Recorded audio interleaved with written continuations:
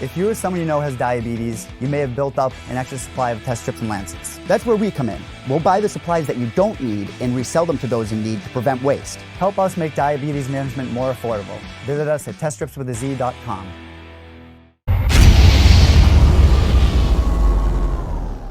All right, we have Josh Emmett back on the program as he gets ready to take on Mirsad Bektic next week in Sacramento as the UFC makes its return to Sacktown. Josh, how are you, man? I'm doing good, man. It's been a little while. Thanks for having me back on. Absolutely. We're a little over a week away. You're fighting at home against a really tough opponent, coming off an incredible finish in your last fight. How's it all going? How are you feeling right now? Yeah, I feel good. Everything's going perfect. We have a lot of people on the card from the team, so it's just been a great atmosphere. Everyone's doing really well, looking really good. And, now my hard camp is basically over. So I'm just kind of fine tuning some things, just really focusing on letting my body recover and doing a lot of body work and getting the weight off. To come back the way that you did, to finish that fight against Michael Johnson the way that you did in Philadelphia, how great did that feel? I mean, there were a lot of questions heading in about how you would kind of bounce back from that Jeremy Stevens fight, how you would respond in the Octagon following that fight and the surgeries and everything you had to go to recover. Now that the dust is all settled, how does it all feel? How is that return to the cage? Did it feel like you expected it to, or did you have to kind of get over things a little bit and kind of find your footing again? Yeah, no, I felt great. I heard a lot of people, like journalists and commentators and things like that saying like, oh, how's he going to respond? But I felt great, like all the symptoms had subsided.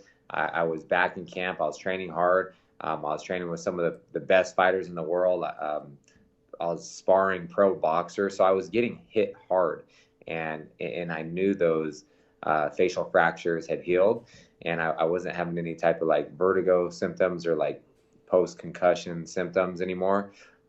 So I knew I'd be fine, but it's kind of funny though that everyone was saying this, like how I was going to feel and what to expect from me, and they don't even know me, let alone know how I train or anything. So I would see some things and I was just like, they have no idea what they're talking about. But yeah, it was perfect. Everything went according to plan.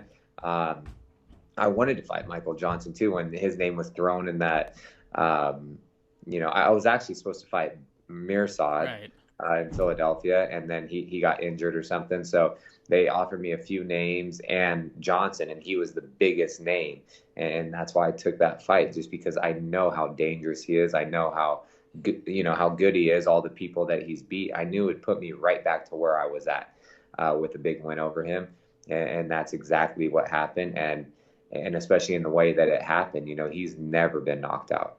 He got TKO'd to Gaethje, but that was just more like he wasn't out. I think he was just kind of tired and kind of, broke, but he had never been put out like that. And so it was a great, just for the storyline, like what happened to me, and then me coming back 13 months later, fighting such a tough veteran, and people thought I was crazy that I wanted to fight him, but I was like, I only want to fight the best. I believe I'm one of the best fighters in the world, so I want to fight the best to test myself and just to show everyone that I am one of the best fighters on the planet.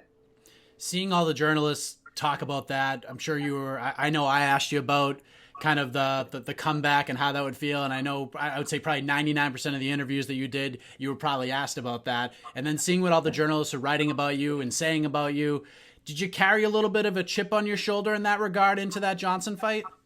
No, not at all. It's anything can happen in a fight, like literally anything. It's like I always say, anyone can lose on any given day. And it's so unpredictable, it's like you're both standing on your feet. It's like a coin flip, who can land first, and I feel like you have to have a little bit of luck on your side too. You're some of the best fighters in the world. It's all about inches and reactions and who lands first. So it's like playing poker. I always say, if you're a good poker player, but you're getting dealt the best cards, then of course you're going to do really well, but yeah, no, I felt fine. I don't mind that. It's just like the same thing when I made my UFC debut on 4-day notice and flew across the world to fight John Tuck. No one knew who I was. and they were just saying like, oh, this guy Josh Emmett, he has no chance in hell. He's going to get dominated by him. And I knew my coaches and teammates and my friends and family that actually know me, they believed in me, you know, but no one else knew who I was. And I got to kind of, you know, show the world who I was. And I feel like I'm always like the underdog in a lot of fights, and people are always like counting me out. But the people that actually know me and see how hard I train and the work that I put in, you know, they're big believers, and they feel like no one can beat me.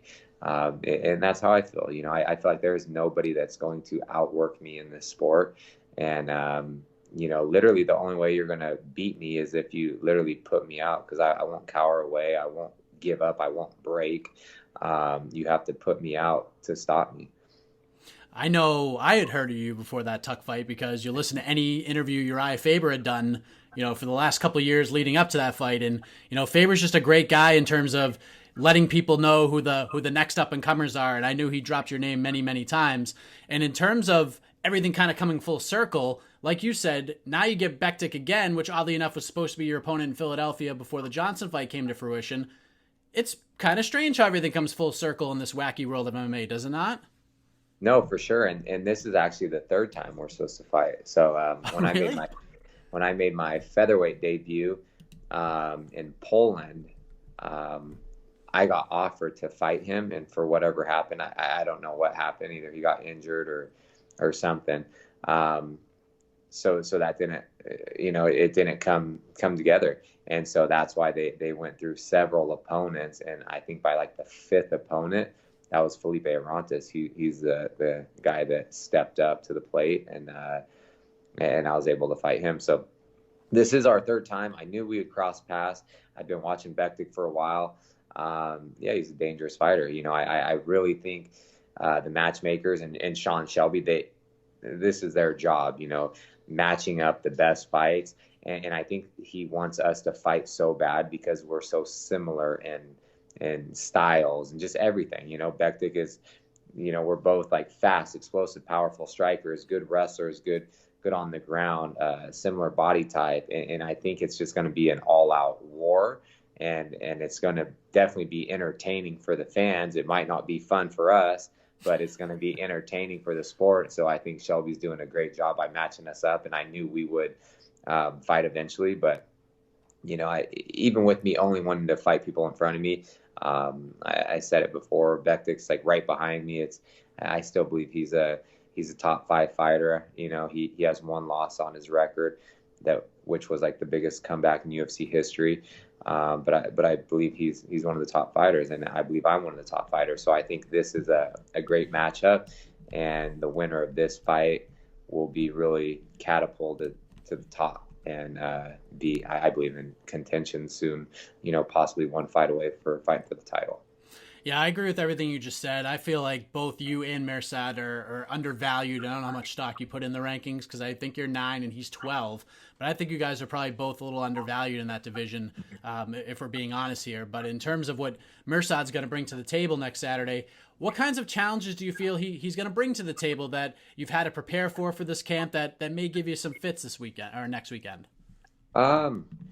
Really not, like, you know, he's well rounded. You know, he doesn't have a lot of holes in his game, but he's you know, I've trained with, you know, some of the best fighters in the world, and you know, I feel like I've seen everything that he has to offer. Like, even I've been the main training partner for, you know, Chad Mendez since I was an amateur, you know, and that's when he was getting ready for Aldo, when he was getting ready for all these huge fighters. And that guy is one of the strongest, most fast, explosive fighters. He's, I believe, way more powerful and explosive than Mirsad. He's a better wrestler than him. And just everyone that I've fought some tough guys. If you look at my history of fights and stuff, I've fought some tough guys. Mirsad has too, but he hasn't fought anyone like me. He hasn't fought anyone with the power I have. And he's usually the hammer, and he can kind of bully people, you know, in fights, and he's you know, winning the exchanges, and he's pressing them, but he won't do that with me. He will not bully me. We're going to be in a fight. You know what I mean? Like it's going to be a tough fight. And I believe it's going to go back and forth and we'll see the better man win that night. But I also do believe once I hit him, he's going to know that, man, what in the hell is this? He hasn't been hit in any of his fights as hard as I'm going to hit him. It's obviously very exciting to get back in there, but it's got to be a really cool experience for you and your team to be able to share this in your hometown of Sacramento. Of course, Urijah Faber's in the co-main event in his comeback fight against a really scrappy up-and-comer like Ricky Simone and Benito Lopez and a few other guys that you train with are going to be on this card. What is this night going to mean for you, for your team, and really for the entire MMA community in that area? Yeah, no, it's going to be awesome. My dream was to, when I was, let's see, I think it was like in 2007 when I was at Arco Arena. That was in Sacramento. It was where the Kings played before we had the new Golden One Center arena built. And this was, 2007. I think it was Matt Hughes against St. Pierre.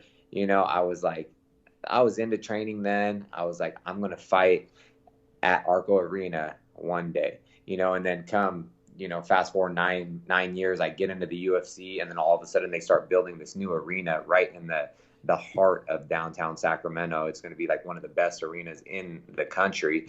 And I was like, man, I'm going to fight here one day. And then a year later I did, and that was Urijah's retirement fight. And so I was like, that was a huge accomplishment to me, and it meant everything. And now, 2.5 years fast forward, I've climbed the ranks. I've made more of a name for myself, and I get a fight here at home again. And, I'm just lucky. Like I have so many people in Sacramento, business owners, friends, family, like fans that are supporting me and been with me since the beginning of like my amateur days. And I fought on the local scene for West Coast Fighting Championship that was based out of Sacramento, and I was their champion, and I would sell out the little arenas that we'd fight in. And it was insane. And now it's just going to be another amazing night. With everyone chanting my name in the arena. And, we have 6 people on the card now. And, we're just hoping to go out there and perform for the fans around the world, but especially the fans in Sacramento on July 13th, and it's going to be a great night. And we're just hoping to keep all this momentum and energy high and rolling through the night. Hopefully we can go 6-0. And have a clean sweep, and then just have a fantastic night and enjoy the summer and do some fun things. We only got a couple more minutes left. If all goes according to plan, it's back-to-back wins over 2 very tough opponents. What is a win against Bektic, especially if you do it impressively? What does that do for you and your place in the 145-pound division moving forward? Man, I think my next fight will be a big fight. Like I would, a big win over Bektic, and I'm not trying to look I can't look past him. I have to focus on him, but I do believe a big win over him. I want someone in the top 3. I want someone in the top 5. And then a win, moving forward, I believe I'm, right there in title contention. But, I just have to focus on Mirsad right now. He's directly in front of me, and he imposes, he's a threat. He's a dangerous fighter, like I said. And so I just have to, do whatever I have to do to get my hand raised that night.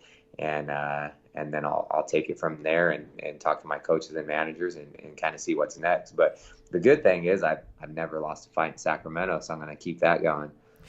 And let's thank the UFC featherweight champion Max Holloway for this viral bottle cap challenge that's been going around. Are you going to be throwing your name in the hat for that at all? Man, I can't do that. So yeah, that's kind of crazy. That's awesome. I don't know how he did it and kept it on there. I see a lot of people doing it, and I haven't seen anyone keep it on there, and people doing some funny things with it. But yeah, I'm not even going to try. I'll probably knock the bottle over and get glass everywhere. So I forfeit. Well, Josh, I know we got to let you go, man. I appreciate the time. Before we get out of here, before we let you go, let the folks know where to find and follow you on the web, social media, shout out, sponsors, all that good stuff. The floor is yours.